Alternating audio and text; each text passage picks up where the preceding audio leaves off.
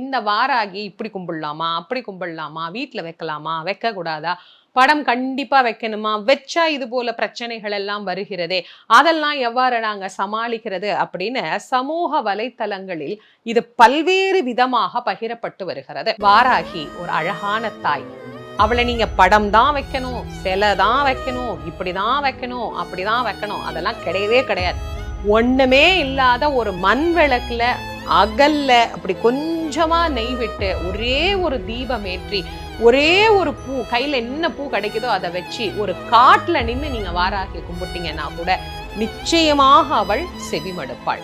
வாராகியினுடைய வழிபாட்டுல மிக மிக முக்கியமான விஷயம் ரெண்டே ரெண்டு தான். ஒண்ணு உண்மை, இன்னொன்னு தூய்மையான அன்பு.